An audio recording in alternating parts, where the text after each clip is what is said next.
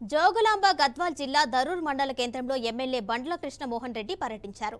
అక్కడ లబ్ధిదారులకు కళ్యాణ లక్ష్మి షాదీ ముబారక్ చెక్కులను అందజేశారు. సీఎం రేవంత్ రెడ్డి పేద ప్రజలకు మేలు చేసే విధంగా కళ్యాణ లక్ష్మి షాదీ ముబారక్ చెక్కుల్ని అందజేయడం జరిగింది అన్నారు.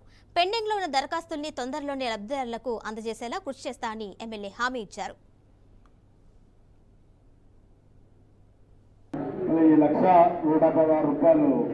కళ్యాణ లక్ష్మి చెక్కులు రావడం జరిగింది. ఈ కళ్యాణ లక్ష్మి 76 మందికి కళ్యాణ లక్ష్మి, షాదీ ముబారక్ 18 మంది, 94 మందికి వాళ్ళ కళ్యాణ లక్ష్మి చెక్కులు. అదేవిధంగా ఆరోగ్యం బాధైన వారికి వాళ్ళ CMRF ద్వారా కొన్ని రావడం జరిగింది. మళ్ళీ ఈరోజు ప్రభుత్వాలు కాంగ్రెస్ ప్రభుత్వంలో మొట్టమొదటిసారిగా 1,116 రూపాయలు ఇవ్వడం జరుగుతుంది. మళ్ళీ ఈ ప్రభుత్వం ద్వారా వచ్చే గౌరవ ముఖ్యమంత్రి రేవంత్ రెడ్డి గారి సమక్షంలో ఆధ్వర్యంలో మళ్ళీ ఈ కళ్యాణ లక్ష్మి చెక్కులు ప్రభుత్వం ద్వారా రావడం జరిగింది. మళ్ళొకసారి కళ్యాణ లక్ష్మి చెక్కులు అందుకోపోయి మీ అందరూ కూడా ప్రత్యేకంగా శుభాకాంక్షలు చెప్తూ సెలవు.